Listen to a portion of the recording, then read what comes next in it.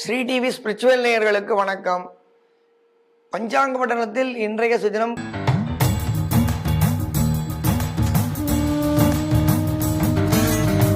குரோதி வருஷம் தட்சிணாயனம் ஹேமந்த் ருது மார்கழி மாதம் 20ஆம் தேதி 4/1/2025 ஸ்திரவாசனம் சனிக்கிழமை பஞ்சமி திதி 41 நாழிகை 44 வினாடி வியாபித்திருப்பதால் ஸ்ராத்த தினமாக இன்றைய தினம் சதுர்த்தியே பஞ்சமியையே அனுஷ்டிக்க வேண்டும்.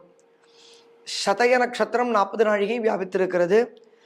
சித்த என்ற யோகமானது 13 நாழிகை 23 நாழிகை வியாபித்திருக்கிறது. பவா கரணம் 14 நாழிகை 4 வினாடி மாத்திரம் வியாபித்திருக்கிறது. தியாஜ்யமானது 51 வினாடிக்கு ஆரம்பிப்பது. பிறகு திருப்பமும் இரவு பொழுதில் 55 நாழிகைக்கு திருப்பியும் ஆரம்பிக்கிறது. இன்றைய தினத்தில் தனுர் வியதீபாதம் என்ற ஒரு புண்ணிய தினம் பஞ்சாங்கங்களில் குறிப்பிடப்பட்டுள்ளது. வியதீபாதம் என்பது 27 யோகங்களில் அதுவும் ஒரு யோகமானது. விஷ்கம்பகா பிரீதிஹி ஆயுஷ்மான் என்பதாக 27 நட்சத்திரம் போல் 27 யோகங்கள் நமது பஞ்சாங்கங்களில் குறிப்பிடப்பட்டுள்ளது. அதேபோல் வியதீபாதம் மாதா மாதம் வரும். அவைகளில் இந்த தனுர்மாசத்தின் அதாவது மார்கழியில் வரக்கூடிய விதிபாதமானது தனுர் விதிபாதம் அல்லது மகா விதிபாதம் என்பதாக நாம் அறிய வேண்டும். இன்றைய தினத்தில் தர்ப்பணங்கள், பித்ரு ஆராதனைகள், உபவாசங்கள், நியமங்கள், தானங்கள் இவைகள் சிறப்பான பலனை கொடுக்கும் என்பதாக அறிய வேண்டும்.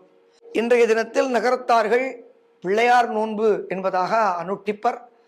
ஆகையால் குலதர்மத்தை ஆசிரித்து நம் முன்னோர்கள் நம் குலத்தில் எந்த கடவுளை எந்த விதத்தில் அனுஷ்டித்தார்களோ அதை அனுசரித்தே நாம் தர்ம காரியங்களை செய்ய வேண்டும் என்பது நமது பழக்கம். மேற்கொண்டு இன்றைய தினத்தில் சௌச்ச விதி என்பதாக பார்ப்போம். நேற்று பார்த்தோம் காலை கடன்களை எப்படி கழிக்க வேண்டும், எது செய்யக்கூடாது, நிஷேதம் என்ன என்பதை பார்த்தோம். இன்றைய தினத்தில்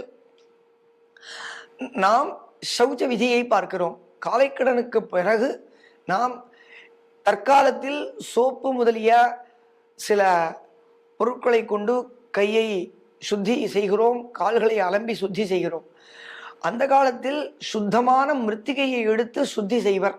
ஆகையால் மிருத்திகை போல் அதாவது மண்ணை போல் சுத்தி செய்யக்கூடிய ஒரு வஸ்து உலகத்தில் ஏதாவுமே இருக்க முடியாது. ஆகையால் நாம் சோப்பு முதலிய ஏதாவது ஒரு வஸ்துக்களை எடுத்துட்டாலும் அதற்கு மேல் சிறிதளவாது மண்ணை எடுத்து நாம் கைகளையும் கால்களையும் சுத்தி செய்து கொள்வது அவசியமாக உபதேசம் செய்யப்பட்டுள்ளதால் அனுஷ்டிக்க வேண்டும் என்பதாக இன்றைய தினத்தில் சௌச்ச விதியாக இதை அறிகிறோம்.